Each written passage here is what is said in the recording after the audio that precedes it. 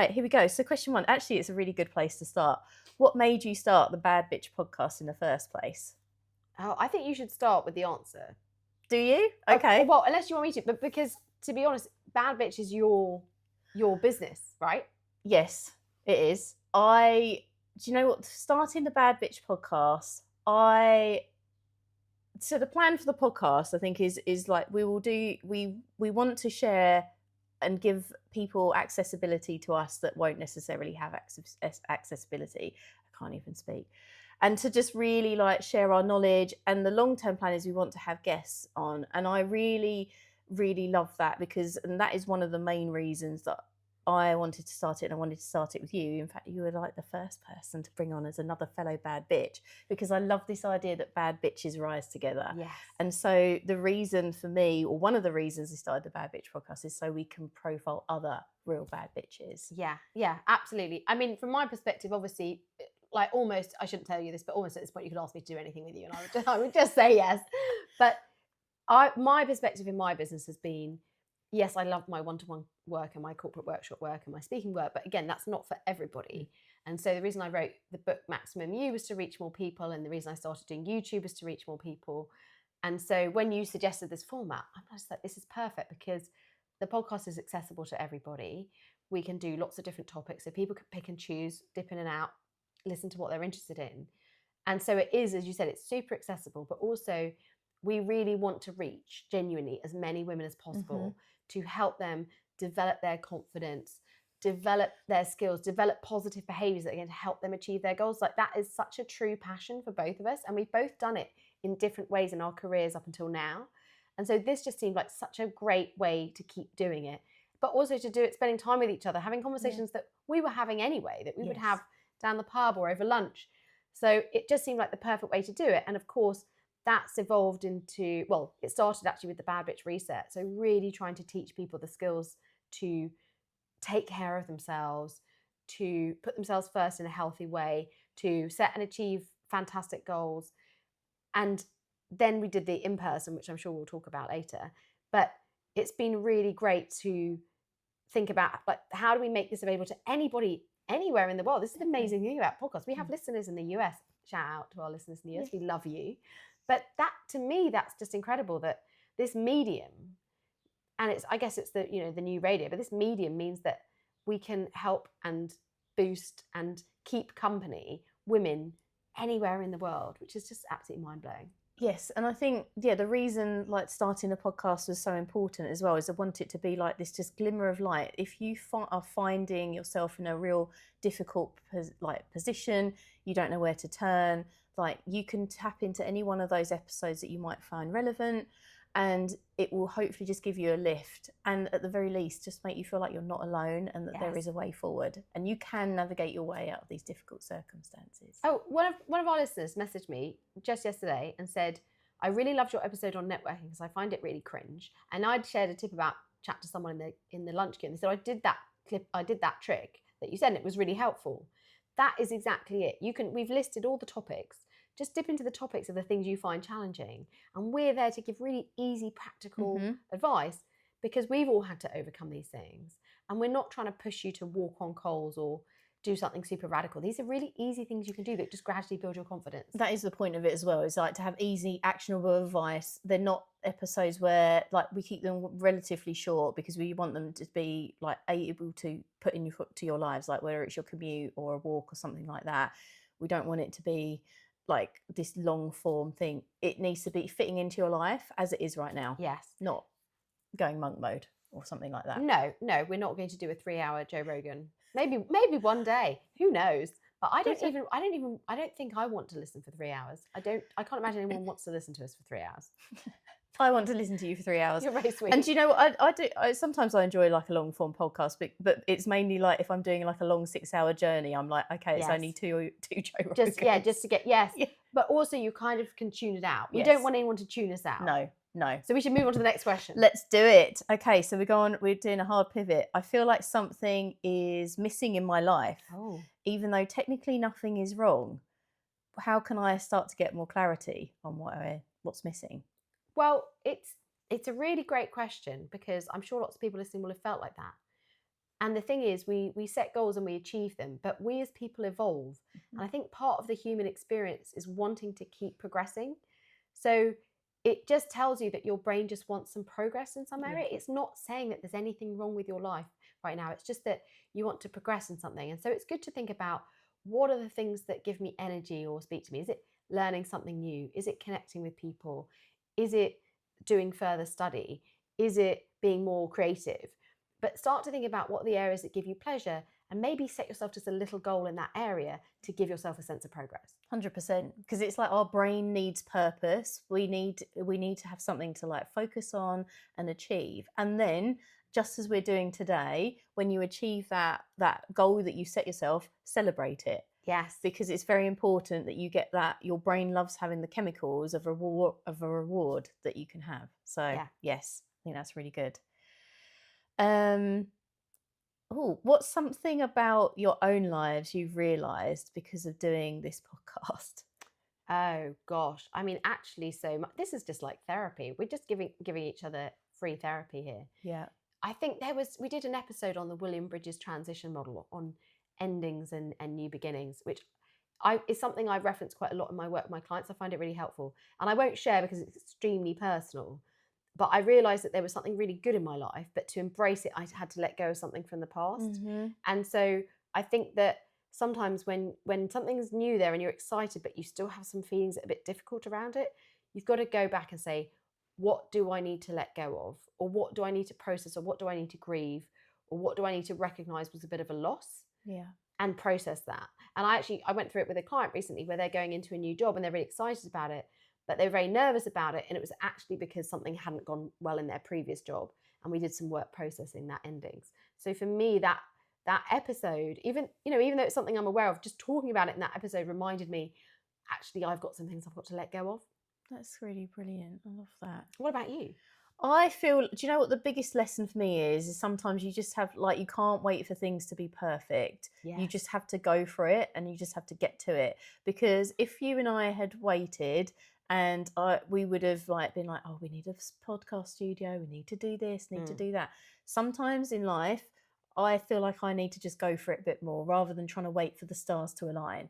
Yes. Just getting to it, and like that progress, imperfect progress is the answer to everything, and you're figuring it out on the way, and you'll get so much more done rather than trying to like just plan everything within an inch of its life before you execute things. And it's choose what you want to be perfect about. Yeah. Because perfectionism actually can be a real strength. Yeah. It's not a bad thing, but it's like, where is it worth me paying that level of attention, and where is it worth just getting it done and moving on?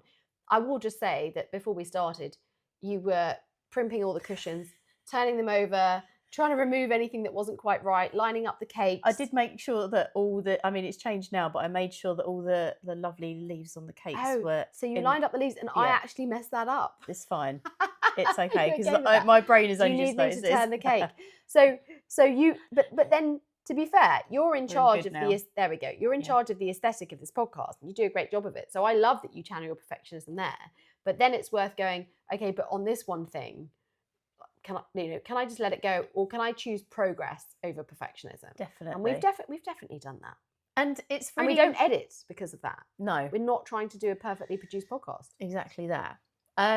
And the other thing I would say about, like, because to me it's like when I lean into like the aesthetics and how things look, to me it's like just a joy, because I just love it, and it like Madonna in her music video, it gives me a real like sense of like, oh, I love it. Yeah, just making things look aesthetically like a chef's kiss. Yes. So like if you have that, like lean into, if you feel that certain way, and it's another good little bit of advice. If just because something is natural to you, don't assume that it's natural for everyone else. Like when it comes to starting a business or a podcast or whatever it may be, don't assume that the things you find natural are natural to natural to everyone else, and therefore there's no value in your skill set. There 100% is. Yes. And it's leaning into your strengths. Yeah, and finding work or finding relationships with people who really value that you've got that attention to detail, rather than people who find it irritating. Yeah.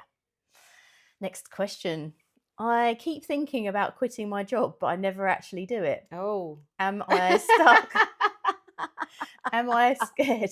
Am I stuck, or am I just scared of the discomfort? To be, So yeah, am I stuck or am I just scared of the discomfort? So, well, I guess the question is, how do you figure that out? Well, Shall I yeah. talk from my experience? But then I do want you to share your experience on this Okay. one Yeah, because it's fine. more recent. Yes.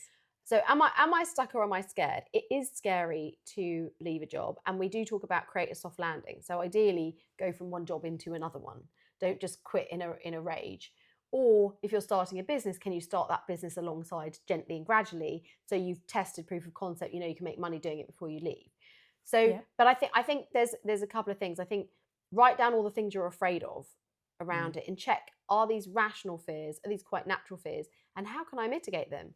When I left my banking job, I made sure I had a nice big financial cushion so that I could mitigate some of the fears about I won't be able to pay my bills, for example. Mm. Are you stuck?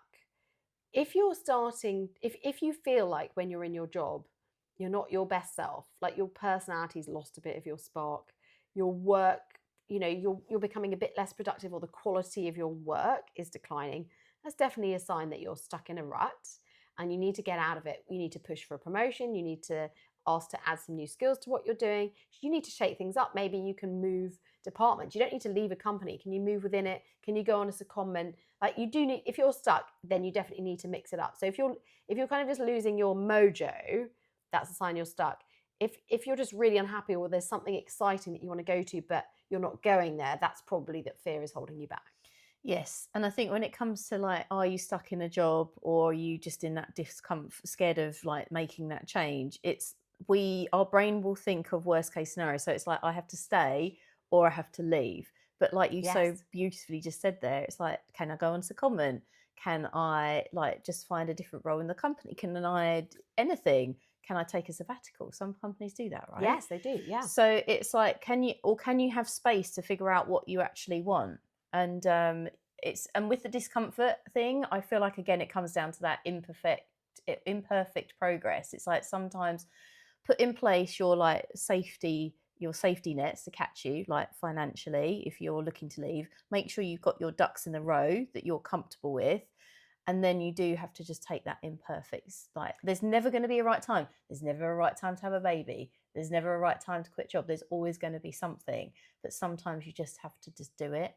Yeah, I think that's, you have to do it. But I did lean into my intuition, and I also knew that I would feel very at peace when it was the right time. Mhm. And I did feel very at peace. I still had fear, there was still risk, but I got very calm. Mhm. But that's different for everyone. So we did a whole episode on when you should listen to your gut. Listen to that.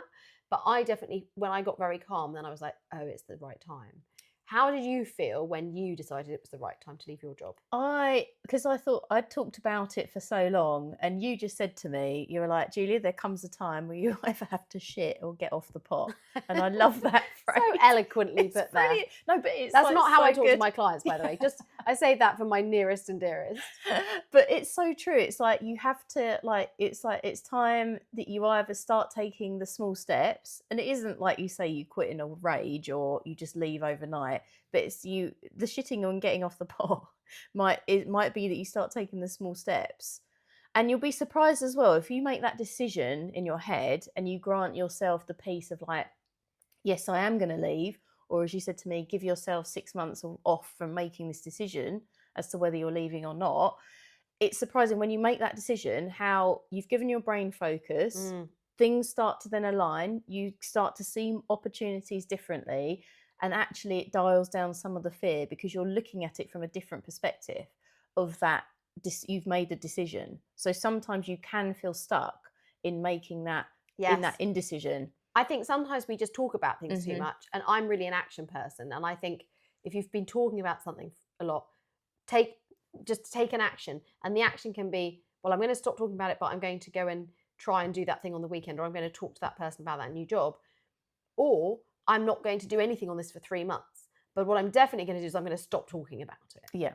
And again, that can also give the brain a little bit of a perimeter where you're like, okay, brain, enough. Mhm. We're not dealing with this right now, or we're taking this action, but we're shutting down the endless back and forth. Should I, shouldn't I? I mean, we've all been there with friends with relationships where they're talking about this relationship endlessly back and forth.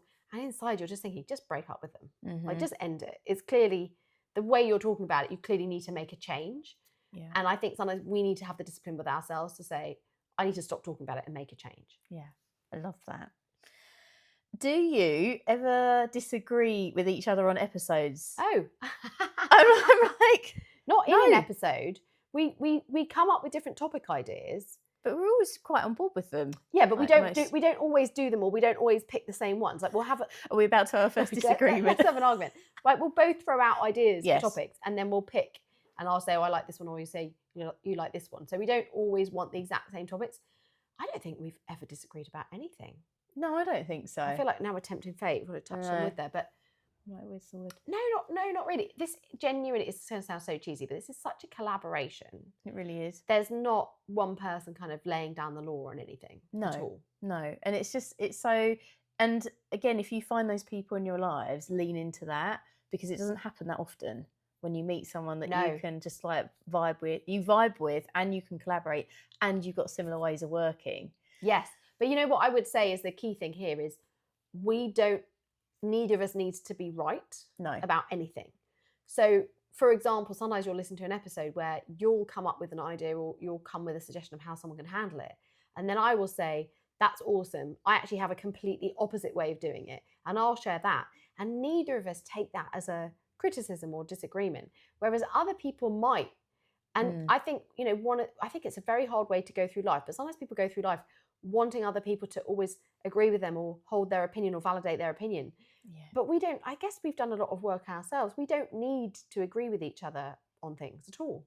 No, and I feel like as well, it's like my people are all different and our listeners are all different, and the things I may say might resonate with them. Yes. And then it will be, the advice that you share will be really helpful to other people. Oh, well, here's the one thing we disagreed on. Gillian Anderson reading out sexual yeah. fantasies at the Royal Albert Hall. But I can completely understand why you would find it uncomfortable.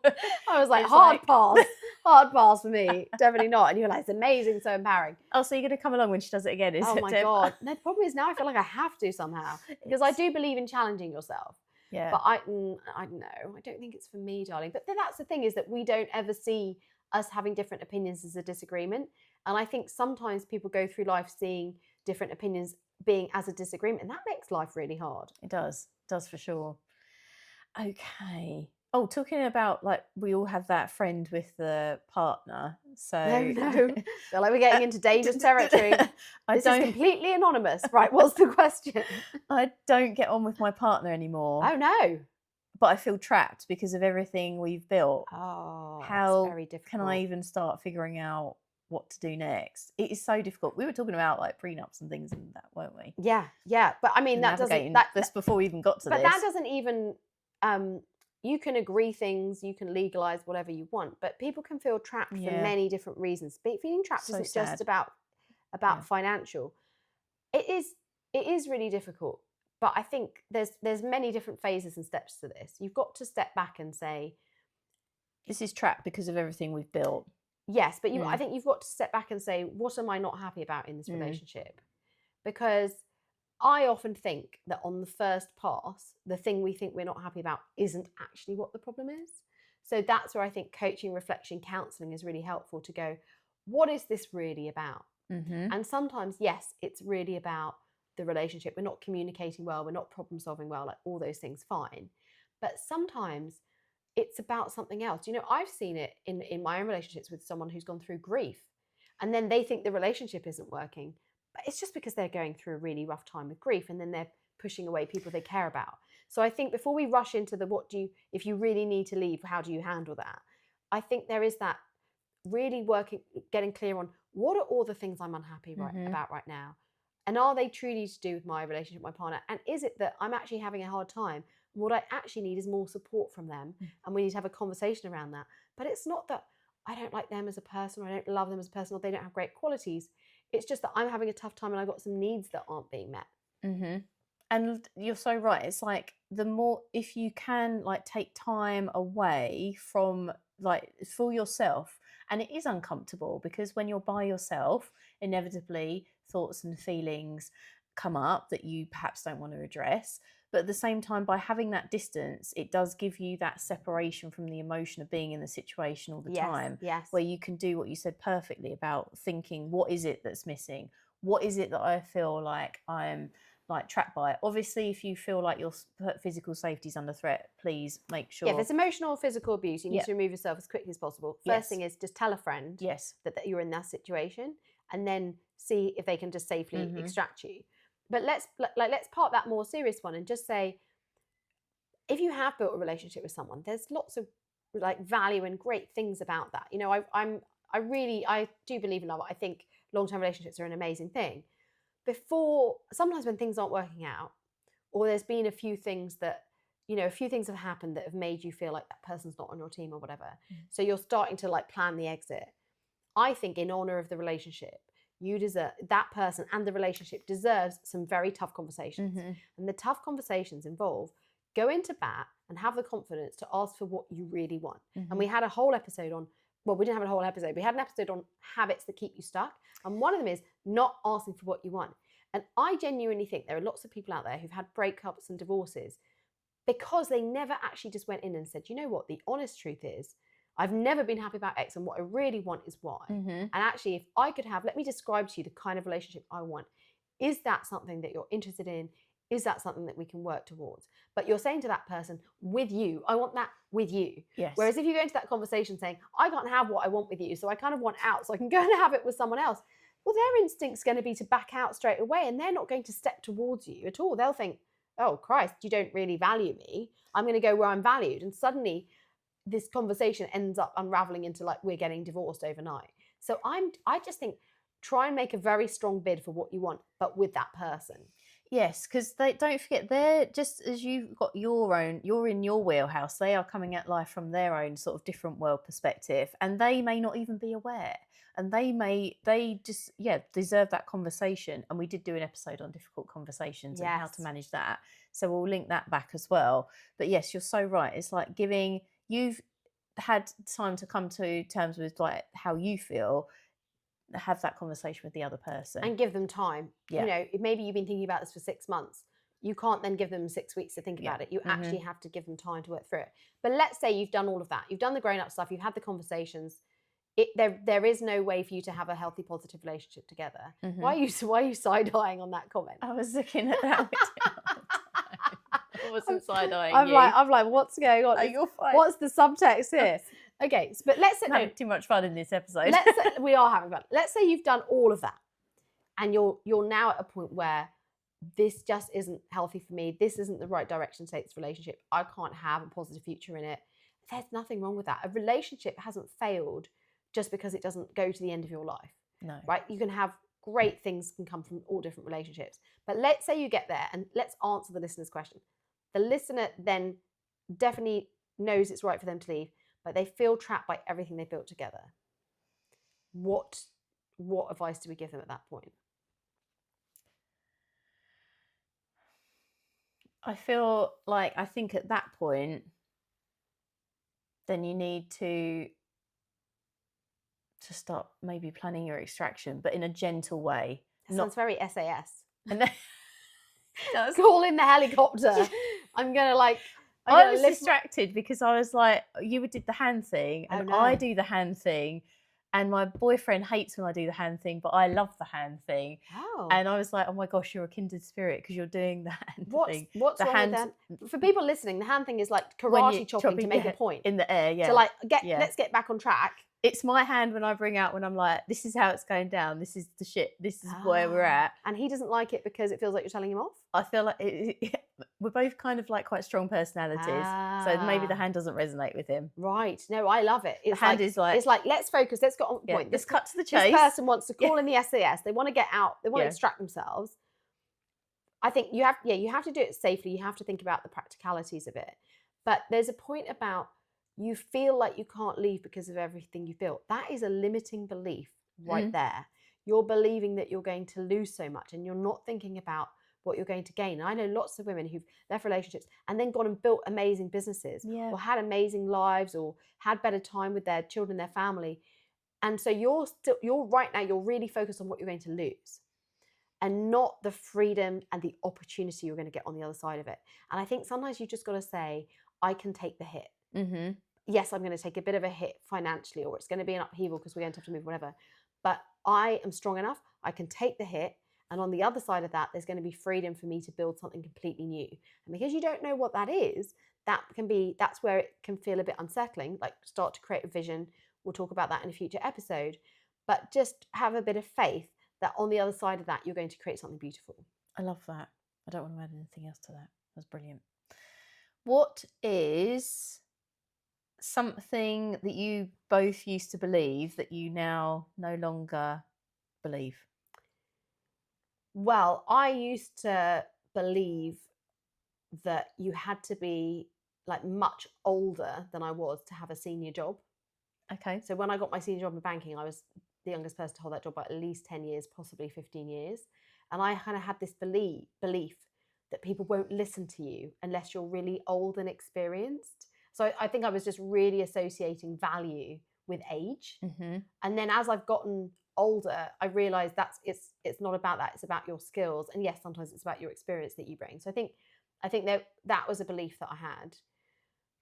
I think I also had a belief, honestly, when I was younger, that there was some kind of like perfect recipe to success. It's like hits on the perfectionism. And once I've worked out the perfect career and got the perfect job, got the perfect house and the perfect diet and got my wardrobe to be perfect. And I mean, I wouldn't say perfect my group of friends, because I always had a great group of friends that didn't need any shaping, but I'll get to this point and then I'll kind of like emotionally retire. Mm-hmm. Like, I'll be done now. And my shit won't stink, you know, and I'll be great and everyone else will be great. And it will just all be this very beautiful, wonderful life. And I think the belief, I had to let go of that and say, first of all, you're never finished. You're always evolving. Life's going to change around you, so you have to change. But also, the messiness is actually part of the really wonderful part of life. For sure. So I had to let go of this belief that I just had to find this kind of perfect secret formula to life. Yeah, I love that. It's so true. I think for me, number one thing that I believe that I now disagree with is that cheese in any disguise is great, because I had cheese ice cream and was just like, it blew my mind. My brain was like, was it really bad? It was blue cheese ice cream. Oh, this is wrong. And my brain, so this is again how powerful your brain is and pattern matching experiences, because it was in an ice cream cone and my brain was like, it looks like ice cream, it feels like ice cream, but it tastes like cheese. And my brain was literally having an absolute meltdown about it. But think about all the positive childhood memories of ice cream. Yeah, exactly. This Why is the thing. would you risk destroying that, Julia? That seems reckless. Because that seems reckless. I'm really upset with you that you did that, because ice cream is one of life's great pleasures, and blue cheese also can be one of life's great. It really is. I like a blue cheese on a digestive biscuit, because you've got that sweet. I love that. Although, to be fair, you and I, shall we confess this? We went and had the donut cheeseburger together. Oh my gosh. And that could have been terrible, and it was actually really, really good. So no, okay, so you took on a foodie challenge. Yes. Okay, so your belief that cheese makes everything better, out the window. Exactly that. But on a serious side, that is serious. You almost ruined ice cream and cheese in one go. High stakes. I do feel like I am coming away. When I was younger, I definitely, like you said about having the perfect job and the perfect career and everything, it's like, ding, ding, we're going to tick everything off. Yes. And then I'm going to get to this point where I can just sit back on my laurels like Bacchus in a winery and be fed grapes. Ooh. And, everything will be great. That sounds great. I know, that would be great. And I'm sure we can make it happen, but it doesn't mean that I'm finished with like life and I've ticked everything off. Yeah. It's the journey, and you're not going to get to the destination. It's about, and also a big lesson as well for me was I really define like my worth in terms of the value that I could contribute at work, and being the person that would always step up and be like, I can do this and I can do that. But it's so pivotal that and it's something that my clients have taught me, and by helping them, their value is in the person that they are and just them as a person, not by the value that they contribute. Yeah, not your output. Exactly. I think that's so true. I think I actually still struggle with that myself. So that's a really good reminder. Thank you, darling. Nice. Okay. What would you say to someone who knows exactly what needs to change but isn't actually doing it? I'd say what I said to you. Shit and get off the pot. Yes. Yeah. I feel like we can. I feel like that one's a nice. No. But I think let's give, because someone bothered to write that question. So I think let's give them a slightly longer answer, which is, it's ask yourself why you're not changing. What fear is holding you back? What behavior is holding you back? because for some reason your brain is more comfortable not making the change. So I think it's kind of unpack what is the fear, or is the goal even the right goal for you? If you've really not gotten around to doing it, maybe you just let it go. I love that. I love your like when we talk about on the Bad Bitch Reset, online and in person, about letting go of goals. Yes. Because I feel like once it is powerful, that writing down of goals, but you can let them go just because you're not like, you haven't signed a blood oath to do No, these you goals. don't have to be, what did I say? I don't have to be a sommelier. I don't have to be World class skier. world class skit, never happening. I don't need to speak fluent Italian. I'm letting myself off the hook all over the place at this point. Brilliant. Should we do a few more? Let's do 2 more. Okay, so I'm going to have a little look through while you answer this one. Why do I feel guilty when I try and put myself first, even though I know I need to? Oh, well, we talk about this so much on the Bad Bitch Reset, that as women particularly, we are programmed to caretake because our ancestors lived in a tribe, we lived in a group. And so for that tribe to work, we all had to work together, we all had to collaborate, we all had to get on. We couldn't, that's the thing, when I see things like Real Housewives, and every episode they're screaming and throwing cocktails, that tribe fell apart and everyone died in episode 1. You know what I mean? The tiger came in and ate everybody because they couldn't get their shit together. So to survive, we need to collaborate, we need to take care of each other, we need to spot when someone has a need and we need to meet it before they even express it. That's how the tribe worked. And that worked because everyone reciprocated, right? Now we're in the real world, the modern world. We're not in a tribe, we're not in those reciprocal relationships, but we still have the brain of that. So we're programmed to overgive, to put other people first.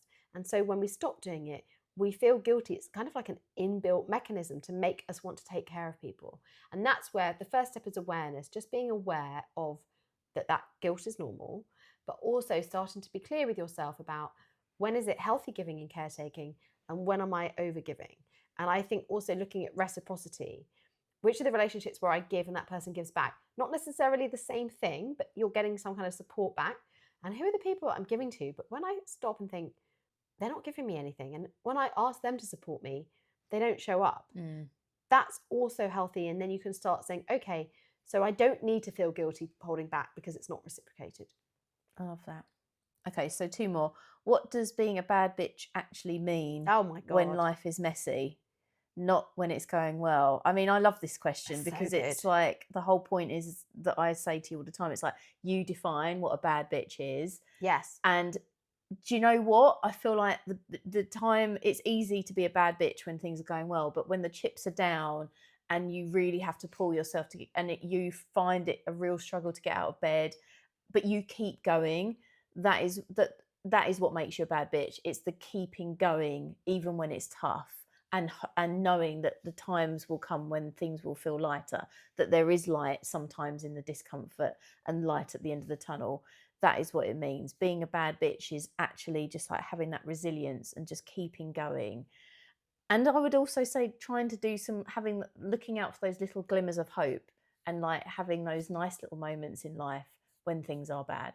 Yes, I agree with all of that. I think being a bad bitch in general, but also when you're having a tough time, is about being resilient. It is about backing yourself, not giving up, having faith. But I also think being a bad bitch is letting yourself be a bit messy. And actually, if you're having bad time, letting yourself be emotional, not trying to handle everything perfectly, expressing those emotions, getting angry, getting sad, maybe not always trying to make the perfect, healthy decision. I think after a breakup, go out with your friend and have too many drinks. Like, absolutely, don't hold yourself to this perfect standard. And I really like, sometimes, like, there are some great movies and kind of great female characters where they let themselves be a bit messy. Amy Schumer's great at kind of portraying those roles as well in an extreme way. But I think give yourself at least a weekend off and just say, you know what, for a weekend, I'm not going to be the most evolved, perfect, well-behaved version of me. I'm going to be a bit messy in life because I've earned it. I've got to burn off some steam. And then after that, I'm going to regroup and make some good decisions for myself. Love that. It's so true. It's like embracing your bad bitch when it's messy is what it's all about. Yeah, because you're all of those things. You're the messy person, you're the together person, you're the emotional person, you're the good friend, you're the person who needs time on their own. All of those people is you. Exactly. Okay, so last question. why do so many women feel stuck right now? What do you actually think is going on? I feel like maybe it's just like there's just so many things and so many pulls on our time, right? And it's very like I say all the time with my clients, our brains are not designed to have the levels of input that we've got coming in from like social media, news channels, people. We would have lived in, as you talked about with the tribes, much smaller tribes, and we're not built to have access to all these people all the time. And that in itself, that overwhelm can feel very paralyzing because it's like there's so many things, so many people with different opinions on what I should do, so many people with advice, and it's just really hard to have clear my head and hear my own thoughts and feel what I actually want. What do I want when there's all these things? The world is showing up and saying to you, be this way, buy my product, do this. Yes, I agree. I think the reason women feel stuck right now is they're saying yes to too many things Mm-hmm. and they don't have really clear goals. Yeah. And if you get really clear on your goals of what you want in your life in the different areas, then it will help you know what to say no to. And I also think, as well as learning to say no, so healthy boundaries, having clear goals, you also need awesome friends. Love that. And that totally kind of keeps me going through the tough times, but also they will keep you on the straight and narrow. They will support you. They will also say, why are you spending all your time driving your children here and there? Or why are you over prioritizing this person? Have you taken care of yourself? So you need to get your bad bitch tribe together. I love it. What a perfect note to finish on. I love that. That was brilliant. Thank you so much to everyone that submitted questions, and apologies if we didn't actually get around to it. We might do another one, I think, another We Q&A. should, yeah. I really enjoyed it. It was brilliant. And as always, if you have any comments, please get in touch. Do feel free to like, share, subscribe to the podcast. It really helps us. And please reach out if there are any other topics you want us to address, and we'll see you soon.